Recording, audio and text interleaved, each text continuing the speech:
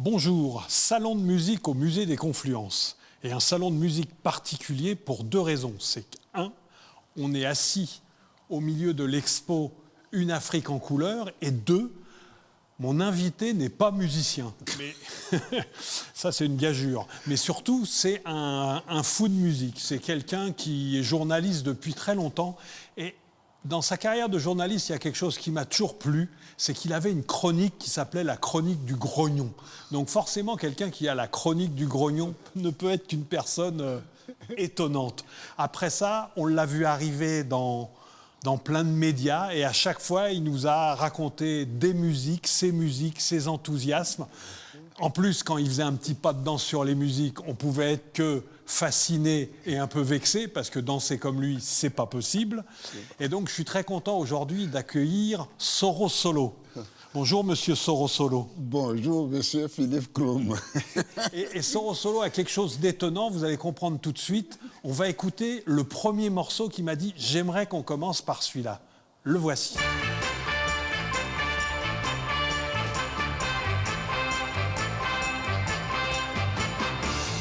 Noir c'est noir, il n'y a plus d'espoir. Oui, gris c'est gris, et c'est fini. Oh, oh, oh, oh. Ça me rend fou. J'ai cru à ton amour et je perds tout. Soro Solo, pourquoi ce morceau? Pourquoi Noir c'est noir de Johnny Hallyday? Pourquoi Noir c'est noir de Johnny Hallyday? Tout simplement parce que ça baignait mon adolescence dans mon pays, la Côte d'Ivoire. Et pourquoi, quand j'ai l'occasion d'évoquer une chanson ou un sujet en lien avec la France, j'aime rappeler aux auditeurs, radio, aux téléspectateurs ou aux lecteurs que nous, on revient chaque fois sur des musiques françaises qui nous ont impactés, que nous avons découvertes dans nos pays, parce que de là-bas, dans cette Afrique lointaine, de tout cet empire colonial que la France a eu, les Français ne se rendent pas compte du niveau de connaissance que nous prétendons avoir de la France. Nous, on a étudié l'histoire de la France, on a étudié la longueur de cours d'eau, même les débits d'un fleuve comme le Rhône ou la Saône, c'est comme ça on l'appelle, le deuxième fleuve, là. Bref, et on prétend avoir une petite connaissance de la France en général. Et quand on arrive en France, nous, de là-bas en Afrique, on pense que la connaissance que nous avons de la France a la même connaissance de nos pays africains. Mais on arrive ici, que nenni, des gens vous demandent par exemple, « Ah, toi tu viens de Côte d'Ivoire, donc tu parles africain. » Tu fais, comment c'est un continent, l'Afrique. Il y a des pays qui ont 350 langues différentes et donc on ne peut pas parler africain.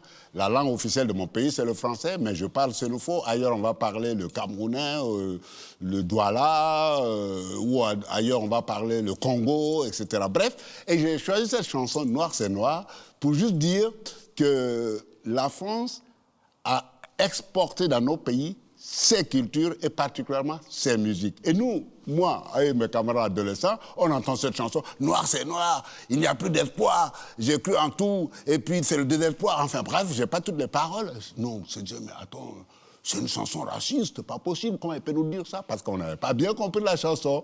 Et du coup, plus tard, quand on est devenu grand, qu'on a compris cette chanson de Johnny Hallyday, qui s'était inspirée d'une première chanson enregistrée par les Anglais, « Black is Black », je me suis dit, ben, je vais raconter l'anecdote de cette chanson, Noir c'est noir, au musée des Confluences, dans le cadre de cette exposition, Les Afriques en couleur. Et moi, j'ai dansé dans les booms et les surbooms sur Noir c'est noir. Et après, mes enfants ont découvert Noir c'est noir chez moi. Et c'est avec beaucoup de nostalgie que j'aime la réécouter, la partager avec des visiteurs ou des auditeurs du musée Les Confluences de Lyon. Voilà, tu sais tout maintenant. Bon, ben voilà, c'était parfait. Mais justement, tu dis, quand tu arrives en France, tu dis que notre culture africaine, on n'y connaît rien. Et justement, les premières choses que tu entends, tu trouves qu'on ne connaît vraiment pas la musique africaine ou quand même tu entends des bonnes choses? Ben, on va dire que depuis un moment, ce qu'on appelle par ce terme que j'aime pas beaucoup, le développement des musiques dites musiques du monde, comme si les musiques des Français n'étaient pas du monde. Elles font partie du monde, mais je pense que ce sont les marchands qui mettent, pour pouvoir mettre des musiques dans des cases, puisqu'ils ne pouvaient pas détailler, ils ne pouvaient pas avoir un rayon de la musique camerounaise, un rayon pour la musique sénégalaise, un rayon... Bref, ils ont appelé tout ça les musiques du monde.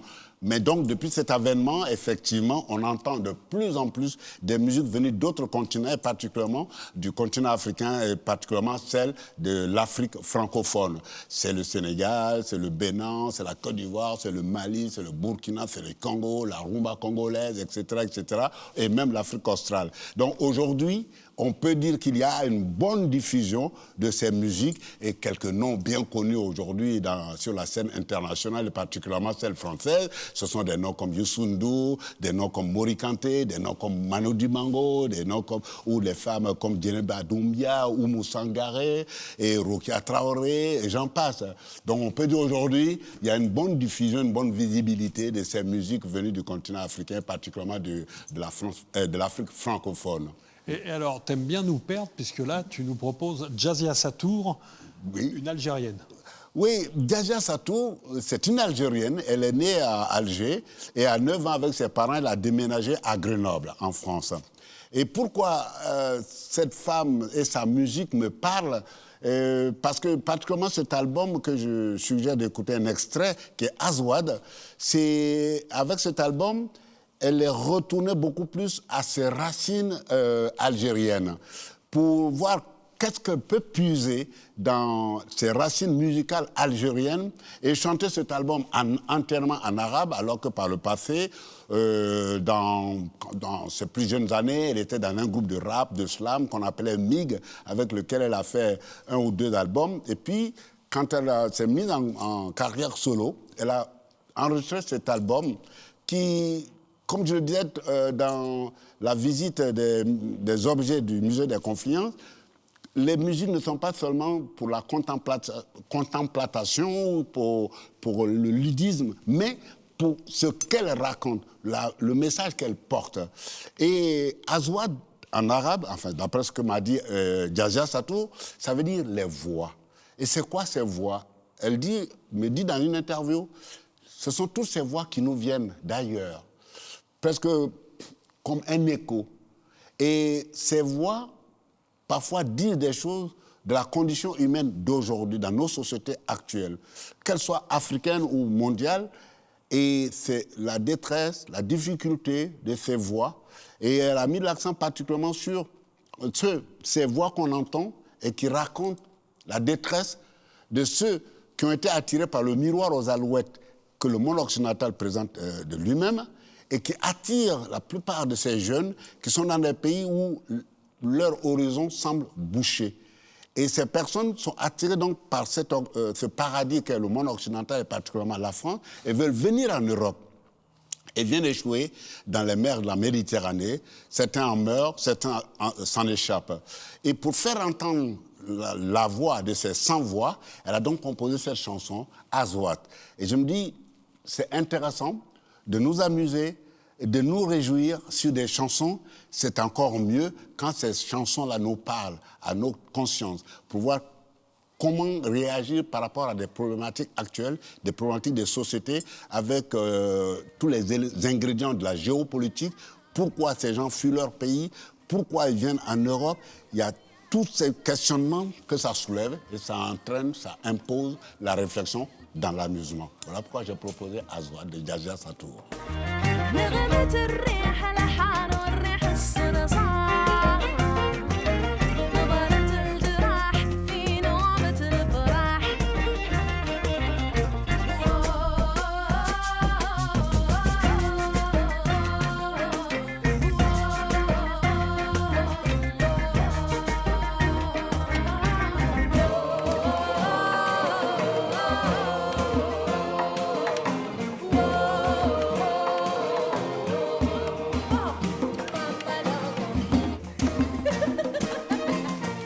Dans les musiciens africains qui ont scotché tout le monde en France, c'est quand on a vu Fela Kuti. Et là, la première fois qu'on a vu des images, déjà qu'on avait entendu sa musique, c'était énorme, mais qu'on a vu des images, on a vu des interviews de Fela, même nous, à Paris, on s'est dit, ou à Lyon, on s'est dit, waouh, c'est quoi tout ça?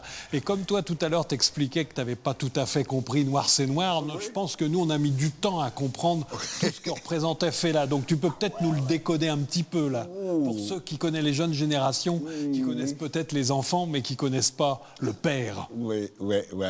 On connaît Femi Kuti, on connaît Seun Kuti, mais peut-être les jeunes générations ne connaissent pas leur père, leur géniteur, qui est Fela Anikulapo Kuti. J'aime bien dire, rappeler son nom Anikulapo, c'est tout un programme.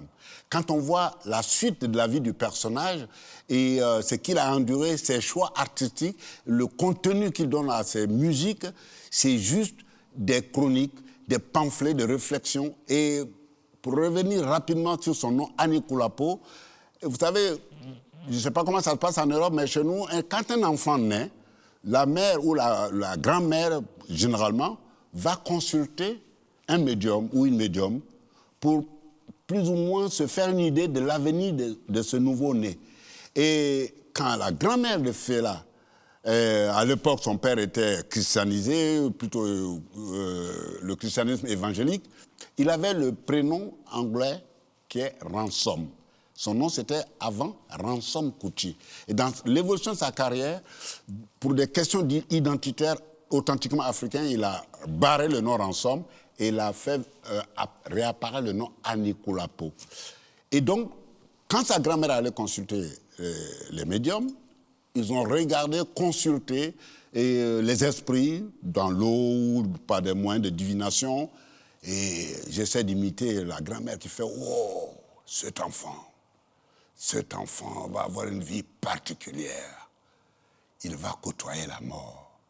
On l'appellera Anikulapo. » C'est en Yoruba, traduction, celui qui porte la mort dans sa gibecière. Et Fela a porté toute sa vie la mort dans sa gibecière parce que les chansons qu'il a composées, quand il est sorti du jazz pur et dur, du rock and roll, et il a commencé il a inventé ce rythme qui est fait d'instruments de percussion sacrée, qui va s'inspirer non seulement des rythmiques de sa culture yoruba, mais il va mélanger tout ça avec son influence de jazz, son influence du rock and roll, son influence des musiques sacrées du vaudou, pour donner ce genre musical qu'il appelait l'afrobeat. Et les textes de ces chansons, il a tiré à boulet rouge en permanence sur toutes les formes les différentes formes de pouvoir qui existent et dans le monde et dans son pays, le Nigeria. Il a eu une production foisonnante. On mettrait 3, 4, 5 heures, voire des semaines pour commenter chaque titre de Fela. Tout ça pour vous dire, il a des chansons où il critique les régimes militaires qu'on a vu pousser à gauche, à droite dans les différents pays africains, notamment dans son pays, le Nigeria, où la première guerre civile a éclaté en 1965-66. Bref, il a donc une chanson sur les régimes militaires. Et il a des chansons qui critiquent nous-mêmes, Africains, qui n'avons pas réussi à décoloniser notre propre mentalité. C'est vrai que les pays dits puissants qui nous ont colonisés, notamment l'Angleterre et la France, nous ont mis à coups de burin leur culture, leur mode de pensée, comme dit la littéraire, l'universitaire Aminata Dramane Traoré du Mali. Nos consciences ont été violées.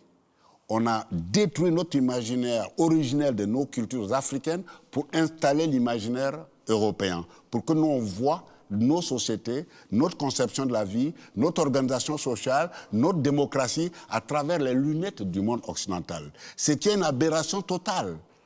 C'est une greffe qui ne peut pas forcément prendre. Les sociétés africaines, elles avaient leurs scientifiques, elles avaient leurs penseurs, leurs philosophes. Nous pouvons évoluer à notre rythme par rapport à nous-mêmes en fonction de notre socle culturel. Mais pour des raisons de domination, de contrôle, le monde occidental est venu nous imposer son point de vue du monde. Et Fela va nous critiquer, nous, Africains, qui n'arrivons pas à nous émanciper de cette situation. Et il va composer cette chanson, Gentleman. Et c'est une sorte de caricature d'un Africain qui est venu étudier en Europe, comme la plupart d'entre nous. Dans nos cursus, on finit par venir étudier ici. Et il retourne en Afrique et il veut montrer à ces Africains qui, eux, n'ont pas eu l'occasion de venir voir l'Europe, étudier en Europe ou même visiter l'Europe, il va leur montrer que lui, il est civilisé. Il est maintenant un homme un peu plus supérieur que ses camarades africains. Lui, il est un gentleman. Et comment il va exprimer ça? Eh bien, il est sous un soleil de 35 degrés minimum. Et il a le sous-corps, la chemise, le gilet et le costard en laine. Et il transpire en dessous de tout ça parce qu'il fait chaud, 35 degrés. Et tout ça, la transpiration est macérée et il pue. Et donc, dans la chanson, il dit « And he smell like shit ». Il pue comme la merde. Excusez-moi la grossièreté, c'est juste pour vous traduire les termes. Et donc, voilà, pour dire que les textes de Fela, ça n'a pas juste été de dire « Oui, le coupable, c'est l'Occident qui nous a colonisés, mais nous aussi, nous sommes coupables à notre façon, par notre façon d'être, dans la gestion de nos politiques, dans la gestion de notre économie, dans la gestion de nos cultures. » Et donc, lui, c'est vraiment... l'œuvre de Fela, c'est à écouter, et c'est une source de méditation, de réflexion, de prise de conscience à tous les niveaux. Comme les Africains qui veulent devenir des Blancs et utilisent des produits chimiques pour s'éclaircir la peau. Il a une chanson qu'il appelait Yellow Fever. Il te démontre les Africains qui te blanchissent la peau.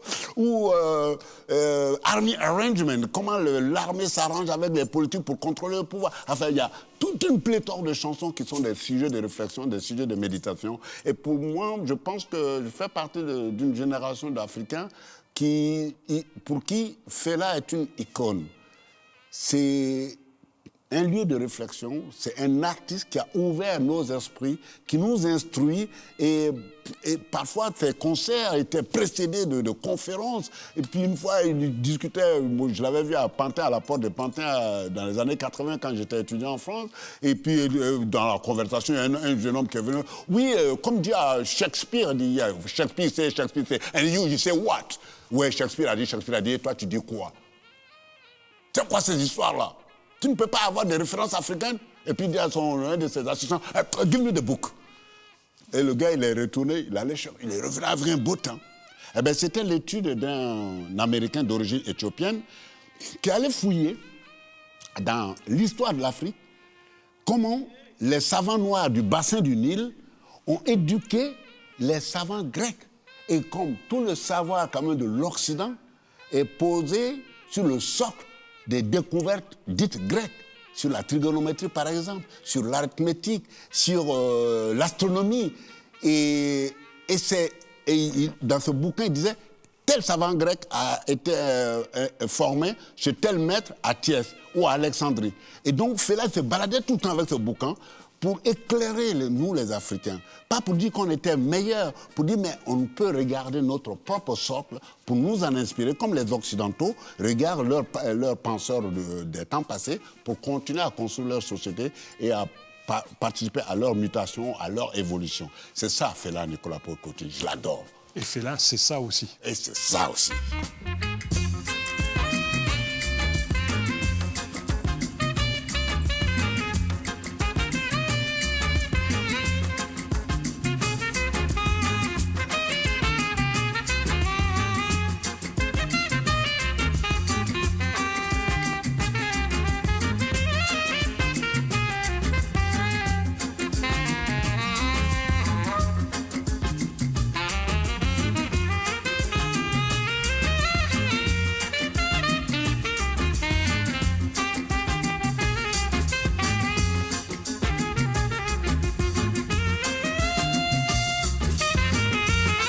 Dans ton panthéon musical, alors Fela, tu le places où? Moi, franchement, au jour d'aujourd'hui, avec la diversité des choses que j'ai écoutées, même des tas d'autres artistes qui ont parlé à nos consciences, qui ont été des activistes de par leur musique, je pense notamment au Sud-Africain Johnny Clegg, qui a milité pour la cause des Noirs sous l'apartheid. Et malgré la diversité des personnages, hommes et femmes, et franchement, je mets vraiment Fela au sommet du Panthéon. Je t'entends, mais alors James Brown, tu le mets où? Ah, James Brown, bon, là, c'est ce que j'appelle notre Afrique hors de l'Afrique. C'est toute cette Afrique qui a été contrainte au voyage, tous ces Africains qui ont été contraints au voyage pour se retrouver aux Amériques et dans la Caraïbe. Et James Brown, pourquoi ce monsieur, patrimoine de ce titre, me parle en tant qu'Africain? Parce que, pour revenir encore par rapport à la colonisation nous a enseigné quand même dans nos livres d'histoire que le blanc était supérieur au noir. Moi qui étais à l'école catholique, eh bien, dans le livre d'histoire sainte de l'école catholique où j'étais, Dieu était représenté comme un blanc. Et le diable, il était noir avec une queue et des cornes. Ça pose problème. Donc nous, on nous a déconstruit. Je reviens encore pour utiliser le même mot, notre conscience a été violée, notre imaginaire a été violé. Et puis, tous ceux qui, de l'Afrique, se sont opposés à la pénétration coloniale, eh dans les manuels que nous avions à l'époque, nous ont été présentés comme des esclavagistes, des terroristes, des tueurs, notamment Samori Touré, qui est opposé à la pénétration coloniale en Afrique occidentale, d'où moi je viens. Et pourquoi quelqu'un comme James Brown nous parle? Parce qu'avec une chanson comme « Say it loud, I'm black and proud », dites-le haut et fort, je suis noir et fier. De même que quelqu'un comme Fela nous éclaire notre imaginaire, éveille nos consciences, nous, quelqu'un comme moi, les gens de ma génération, on avait besoin de textes de chansons comme celle de James Brown pour, on va dire, nous réinventer notre avenir avec des repères noirs. Et ces repères noirs, ça peut être le fameux bouquin que Fela nous a fait découvrir de Youssef, dont le titre est « The Black of the Niles and His Family ». Et James Brown nous dit « Soyez fiers d'être noirs ». Et on a besoin de ces repères-là pour nous reconstruire. Voilà pourquoi James Brown, pour nous, fait partie des gens qui ont porté la fierté d'être noirs et la possibilité de nous réinventer et d'exister dignement dans une société mondialisée. C'est pareil pour le même boxeur Mohamed Ali qu'on appelait précédemment Cassius Clay. Voilà James Brown, ce qu'il représente. Et le voilà. Et le voici.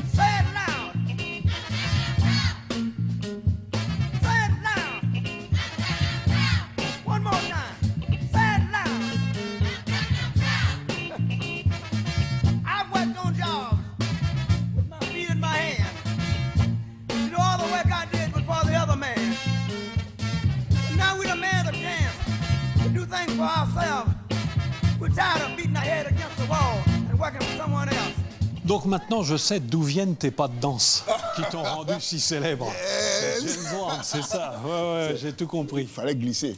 On mettait des bougies sous les semelles pour pouvoir glisser comme James Brown.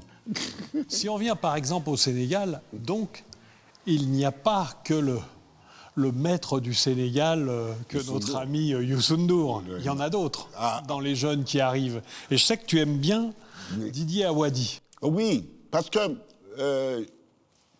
la différence entre les deux, la particularité de Youssou N'Dour, en tant que musicien, c'est d'avoir introduit des rythmiques et des tambours de sa culture authentiquement sénégalaise, qui est le sabar. Et la génération qui a suivi, notamment Didier Awadi, ils sont arrivés avec une autre esthétique qui n'était plus celle des musiques traditionnelles, mais celle des influences venues des Amériques, qui est le rap. Et voici ce jeune homme qui, avec son ami de classe, de collège, Book E.T., ils ont monté un groupe dans les années 80 qui s'appelait PBS, Positive Black Soul. Et ils ont eu leur chemin de célébrité ensemble, tous les deux. Et puis après, chacun d'entre eux est parti de son côté. Et Didier a mené une carrière solo. Et là, créé cet album qui m'a touché dans les années 95, je crois. Un autre monde est possible. C'est le titre de l'album. Et dans cet album, il y a une chanson, J'accuse. Et il déballe pourquoi il accuse. J'accuse le monde occidental qui nous parle de démocratie, de paix dans le monde. Il dit, mais dans ce monde-là, c'est quand même les Américains qui ont tiré une bombe nucléaire sur Nagasaki et Hiroshima.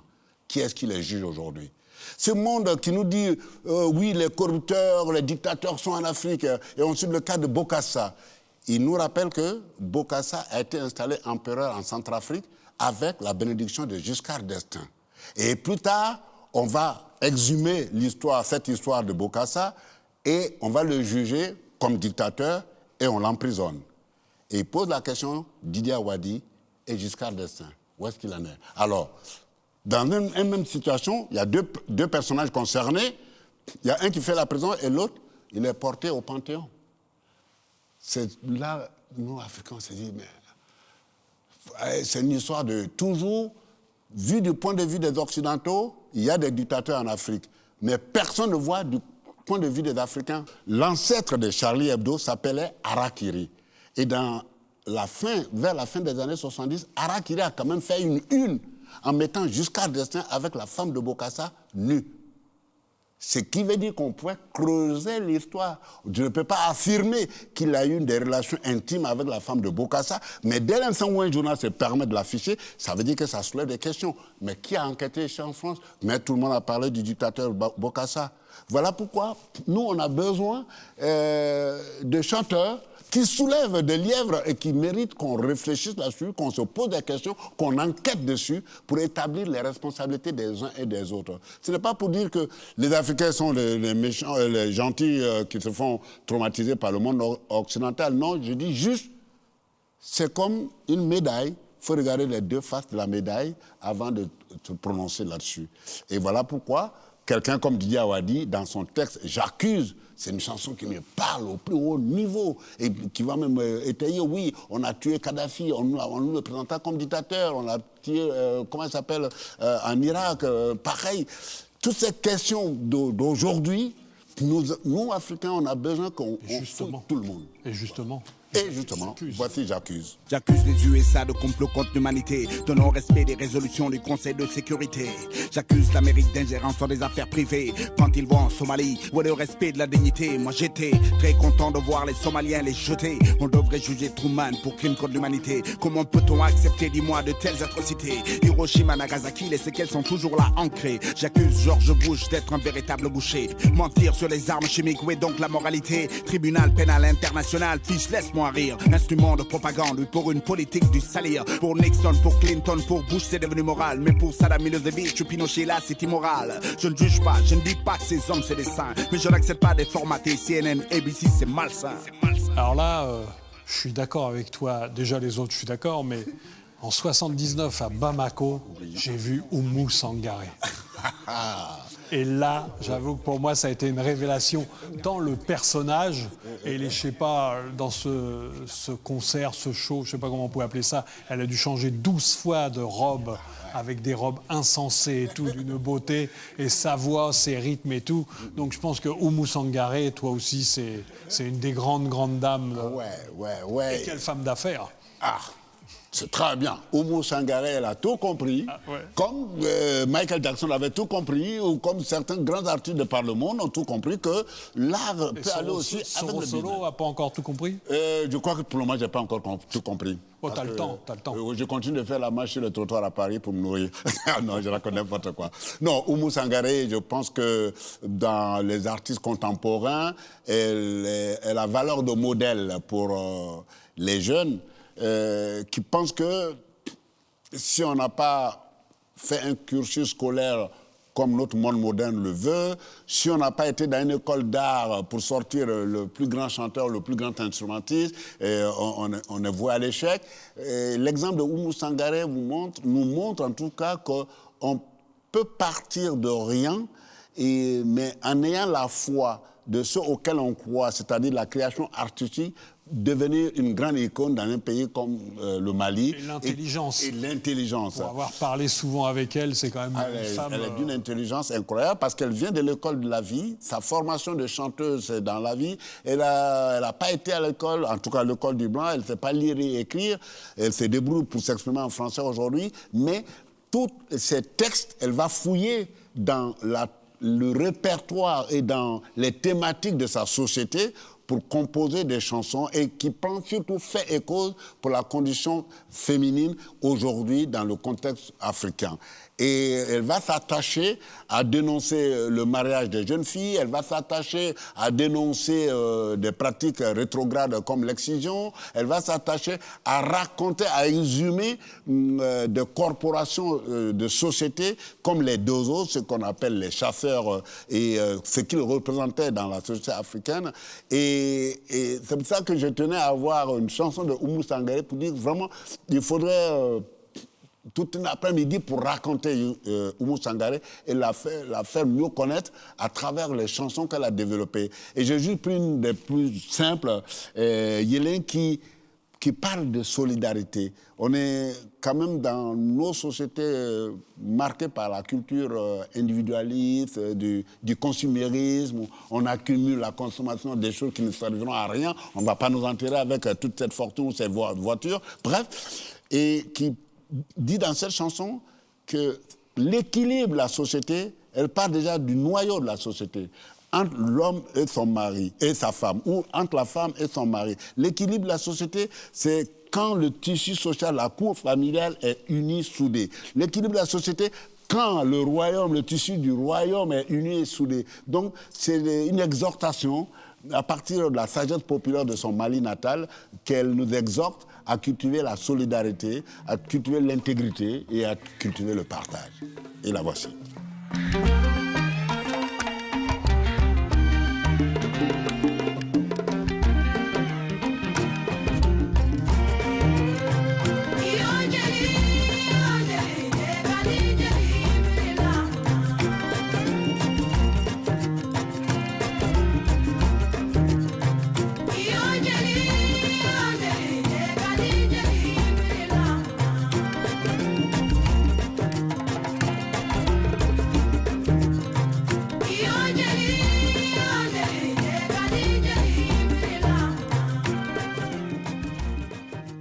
Alors vous avez compris, avec Soro Solo, on pourrait parler musique, parce que là on parle musique africaine et d'obédience africaine, mais on peut parler de la bourrée, de la polka, on peut parler des musiques suédoises et des musiques norvégiennes. Il y a une petite tendresse pour les musiques norvégiennes, pour de vrai. Et bretonnes surtout. Ouais. Donc on a souvent parlé de plein de choses, mais là on va rester dans l'Afrique et le Soudan. C'est vrai qu'on écoute peu de musique soudanaise alors que c'est une musique incroyable rythmiquement et tout. Et là, tu nous proposes encore une belle voix. Oui, Al-Sara. Al-Sara et son band The Nubaton. Et c'est encore une histoire particulière. Voici une fille qui était dans son pays avec ses parents et puis un jour la guerre éclate.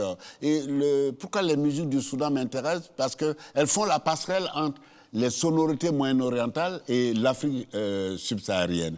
Et voilà, elle a dû fuir son pays, le Soudan, en fuyant la guerre. Elle s'installe au Yémen, presque en face. Et manque de bol, la guerre éclate là-bas encore. Bouh, elle fuit encore avec sa famille et vont s'installer à Boston. Et là-bas, comme elle avait eu envie de chanter, elle a commencé à chantonner dans des petits bars pour gagner des petites pièces. Elle finit par s'inscrire dans une école de beaux-arts pour apprendre le chant et la composition. Et puis, je crois, dans les années 2010, par là, elle monte le groupe Sarah and the Nubaton. Et on va la découvrir en France à partir de 2015, quand elle arrive avec son dernier album et qu'elle va nous faire découvrir. Et puis, à la faveur de l'entretien, je découvre que elle ne va pas juste raconter sa condition de gamine qui a dû fuir la guerre, jouer les victimes.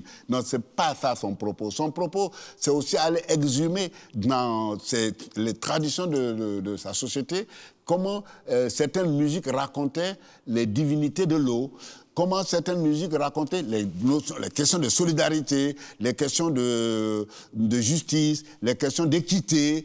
Et c'est ce qu'elle va développer dans cet album. Et c'est ce qui m'a particulièrement retenu. Je dis, pour ne pas paraître misogyne, parce qu'il n'y a pas beaucoup de femmes dans ma sélection, en plus, comme c'est quelqu'un que j'adore, j'ai même envie de dire, je suis tombé amoureux d'elle, de sa musique. Moi aussi. Ah ouais, elle est magnifique. Faut qu'on en parle. Et voilà.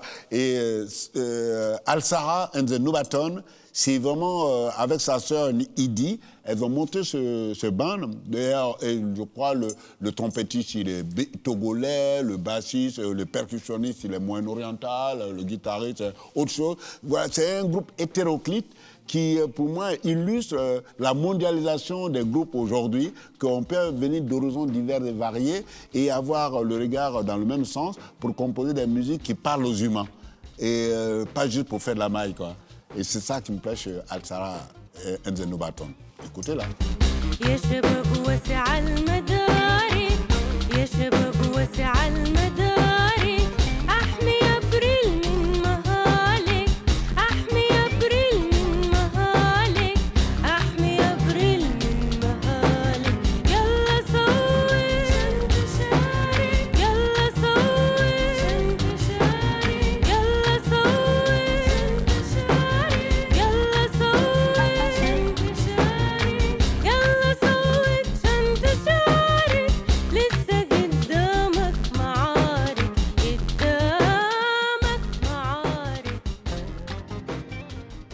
Merci Soro Solo de ça. Malheureusement, tu vois, on pourrait en parler des heures et des heures et des heures, parce que c'est vrai que les piles de disques s'empilent, c'est le cas de le dire. Dans ces périodes troublées et vraiment bizarres, si tu avais un conseil à donner aux gens pour tenir le coup, tu tiens le coup comment? Moi, je pense que d'abord, il n'y a pas si longtemps que ça, j'ai lu ça, je ne sais plus, dans un ouvrage, je pense que c'était lié à une personne qui a souffert du cancer du côlon, lourd, stade 4. Et qui finit... Oui, on termine sur quelque chose de... mais de lourd. De lourd, oui. Et voilà cette personne qui vous dit, il faut apprendre à vivre avec les douleurs récurrentes. Il faut apprendre à vivre avec ce qui ne va pas. Parce que si on laisse sa tête surchargée sur ce qui ne va pas, nous-mêmes, c'est comme une espèce de suicide. Donc il faut apprendre à retirer de sa tête tout ce qui nous embrouille le cerveau. On met ça de côté, on apprend à vivre avec ça et on goûte aux saveurs de la vie et on redécouvre son propre corps, son propre esprit et on se rend compte qu'il y a des pistes inexplorées qui peuvent nous permettre de toujours savourer ce qu'il y a à savourer dans la vie au quotidien. Donc dans le contexte de la pandémie, j'adore toujours quand tu peux terminer et tirer à boulet rouge sur les Français. Les Français, ils râlent pour tout et n'importe quoi. Ils n'ont pas vu ailleurs. S'ils savaient le bonheur qu'ils ont, Macron ne m'a pas payé pour ça, hein. Mais enfin, je veux dire, il y a quand même un minimum vital dans ce pays-ci. Il faut que les gens apprennent à l'apprécier. Plutôt que d'écouter tout l'océan de propos, les 65 millions de Français sont devenus des experts en pandémie. Non, il faut oublier tout cet océan-là, dire, OK, c'est une grippe, c'est un virus comme beaucoup d'autres virus. On a vu dans l'histoire des peuples, des tas de virus sont arrivés, on fait des milliers et des milliers de morts, mais la vie continue. Donc, comment se débarrasser de tout ce qui est angoissant, de tout ce qui est anxiogène et apprendre à vivre au quotidien avec ce que nous possédons. Et moi, je ne terminerai toujours que vous n'avez pas le moral, écoutez une bonne musique qui vous parle. Ça fait du bien par où ça passe. Merci, monsieur. Il n'y a pas de quoi. C'est mon plaisir.